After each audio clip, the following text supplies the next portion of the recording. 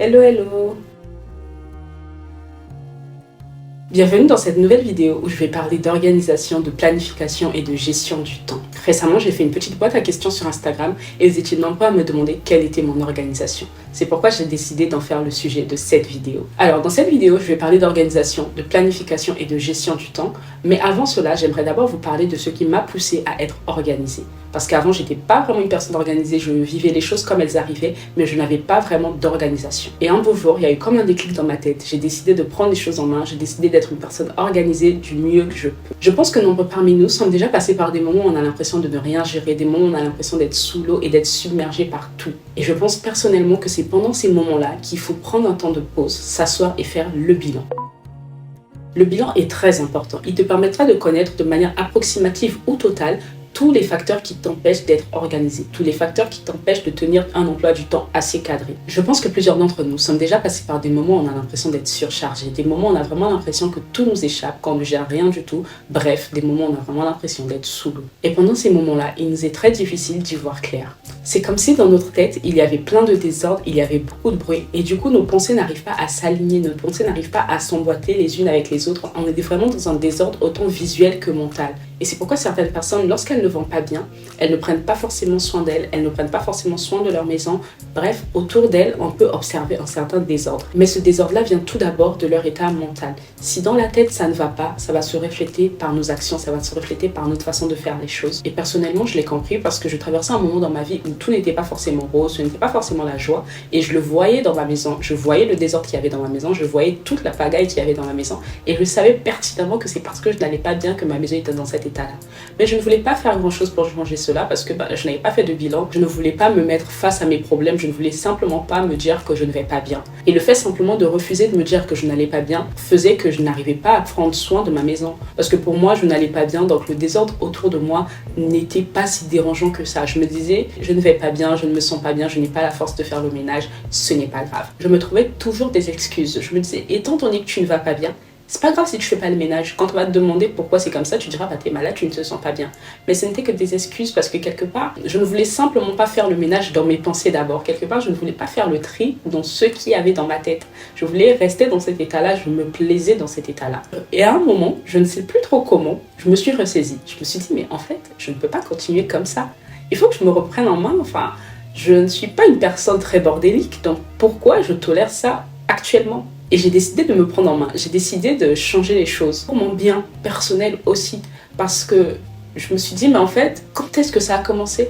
Je me suis posée, je me suis vraiment dit, comment est-ce que j'en suis arrivée là ? Qu'est-ce qui s'est passé pour que je tolère autant de pagaille, de désordre chez moi, sachant que ça ne me ressemble pas. Les gens qui me connaissent savent que même après une soirée avec des amis, j'oblige ces potes à rester avec moi et à faire le ménage. Alors oui, j'oblige pas tout le monde. Quand je dis mes potes, c'est vraiment les personnes qui sont très proches de moi. Je dis à ces personnes-là, personne ne sort tant que le ménage n'est pas fait. Parce que quelque part, j'ai ce côté maniaque. Et je me suis dit, mais comment je suis passée d'une personne assez maniaque à ça ? Qu'est-ce qui se passe ? Et c'est vraiment ce déclic-là qui m'a obligée à faire un bilan. Je me suis dit, ok Ingrid, c'est la pagaille dans ta tête et c'est la pagaille chez toi. Donc tu vas te poser, tu vas faire le bilan et tu vas essayer de changer les choses. Et mon bilan en soi, je l'ai fait petit à petit parce que tout d'un coup, je ne pouvais pas le faire puisque je partais d'un état où j'étais pas bien mentalement et fallait réorganiser en même temps ma maison, mais fallait en même temps prendre soin de ma santé mentale. Fallait que j'aille mieux à l'intérieur pour qu'à l'extérieur, ce soit également mieux. Donc, j'ai fait le tri dans ma tête. J'ai vraiment essayé de faire en sorte que toutes les pensées qui m'enchaînaient, qui m'emprisonnaient dans une espèce de case, libèrent la place en fait. Laisse juste la place à mon cerveau de respirer, à mon cœur d'être en paix. Je voulais juste vraiment mettre tout ça de côté pour pouvoir repartir sur des bonnes bases. Et une fois que j'ai fait tout le bilan intérieur, que j'allais mieux intérieurement, je me suis dit, je vais faire en sorte que cela se reflète également à l'extérieur. Et j'ai donc commencé à me dire que la course vers l'organisation pouvait commencer.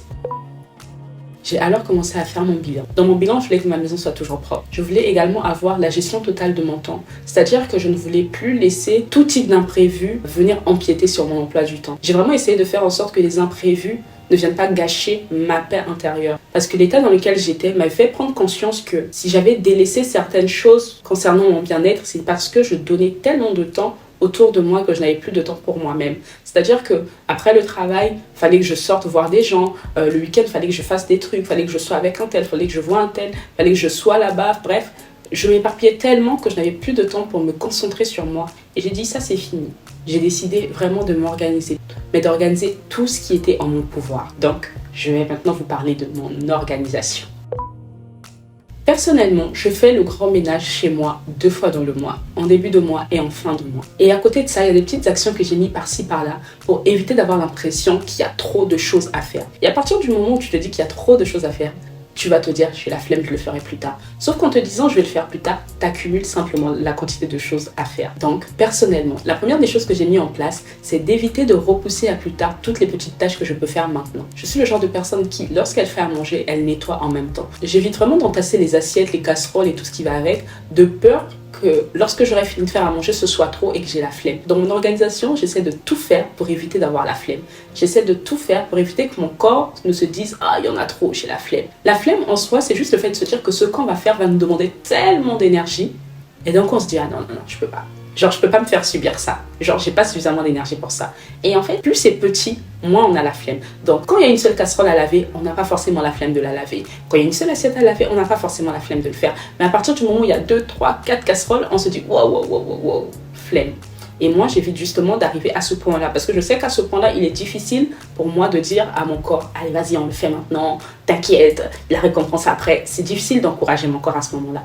Mais quand il y a une seule assiette, il y a une seule casserole, vraiment, au fur et à mesure, je salis, au fur et à mesure, je nettoie, je me dis juste, Ingrid, dis-toi que tu vas te remercier plus tard. Tu vas te remercier d'avoir lavé cette assiette maintenant. Tu vas te remercier d'avoir fait le ménage tout de suite. Tu vas te remercier d'avoir essuyé le plan de travail tout de suite. Et c'est comme ça que je fonctionne. Ma motivation, c'est de me dire, plus tard, je me remercierai. Et à chaque fois, pour moi, personnellement, ça fonctionne. C'est comme quand je rentre du travail, j'ai pour habitude, depuis bientôt 6 mois, de faire tous les soirs ma skincare.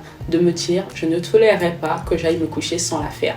Flemme ou pas flemme, je vais la faire. Et je me dis toujours, plus tard, je vais me remercier d'avoir fait ma skincare tous les soirs de manière assidue. Je vais me remercier d'avoir fait ces actions-là plus tard. Et ça fonctionne pour moi parce que je sais que les résultats parlent d'eux-mêmes. Aujourd'hui, j'ai une peau que j'aime parce que j'en ai pris soin. Je remercie la moi d'hier d'avoir fait ces efforts-là. Ça ne me coûte pas grand-chose de nettoyer 2-3 assiettes tout de suite. Mais ça me coûterait énormément de me dire, je remets ça à demain, je vais le faire demain. Je ne sais rien de demain. Je ne sais pas si demain j'aurai le temps de le faire. Je ne sais pas si demain je serai surchargée ou pas. Donc je ne peux pas remettre à demain ce que j'ai la force de faire aujourd'hui. Le but n'est pas d'être une brivante de camp, mais le but est simplement d'essayer de faire de son mieux pour aller mieux. Parce qu'on ne réalise peut-être pas, mais c'est à force de remettre à demain ce qu'on peut faire le jour même qu'on se retrouve à être surmené. Et lorsqu'on s'aime suffisamment, on essaie de faire en sorte que notre environnement soit sain. S'il faut retenir une chose, c'est vraiment mettre en place des petites actions tout au long de la semaine. Mais vraiment, faites-le et vous verrez. Ça va changer les choses. Et une autre chose à savoir par rapport à mon organisation, c'est que je fléchis très difficilement face aux imprévus.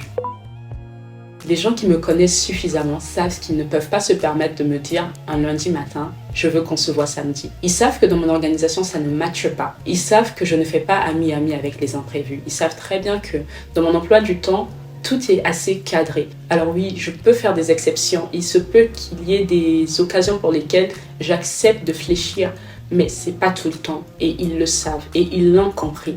Et ça, c'est vraiment important aussi, c'est que mon entourage a compris mon fonctionnement et c'est l'une des choses qui fait que j'aille bien. Parce que fut un temps, lorsque je disais à une personne que je ne pouvais pas la voir parce que je n'avais pas le temps, la personne le prenait personnellement. La personne se disait automatiquement que j'avais un problème avec elle, que je ne voulais simplement pas la voir. On m'a déjà sorti tout plein de trucs, mais les gens ne prenaient pas forcément en compte le fait que chacun de nous a sa façon de faire les choses, chacun de nous a sa façon de gérer son temps et chacun de nous a sa façon de se discipliner. Mais avec le temps, je pense que j'ai réussi à alléger un peu ma dureté face à certaines choses. C'est-à-dire que personnellement, après le travail, j'ai pour coutume de rentrer chez moi. Je ne veux pas savoir ce qui se passe dehors, je ne veux pas savoir qui fait quoi. Je veux simplement rentrer chez moi parce que j'ai ma skincare à faire, j'ai mon petit ménage à faire, j'ai mes petites habitudes que je ne veux pas forcément changer. Mais s'il arrive qu'il y ait une personne qui veut me voir après le travail, je prends sur moi et je vois cette personne, tout en faisant comprendre à cette personne-là que les imprévus et moi, ça fait 2. Et des exceptions comme ça, je peux en faire bien sûr 2-3 fois par mois, mais pas plus. Parce que, encore une fois, c'est parce que j'ai donné tellement de temps aux gens autour de moi que j'ai manqué du temps pour moi. Et je ne veux plus du tout retourner dans cette phase-là. Et j'essaie vraiment de ne pas culpabiliser, de me dire que si je n'ai pas pu voir ces personnes-là, c'est pas grave. Si Dieu fait grâce et que cette personne et moi on est toujours en vie, bah, on se verra la prochaine fois. Et au début c'est dur, mais une fois que les gens ont compris ça, ils savent comment se comporter avec vous. C'est comme quand vous détestez le retard. Les gens savent que vous détestez le retard. Donc, ils font de leur mieux pour être à l'heure quand ils vous voient.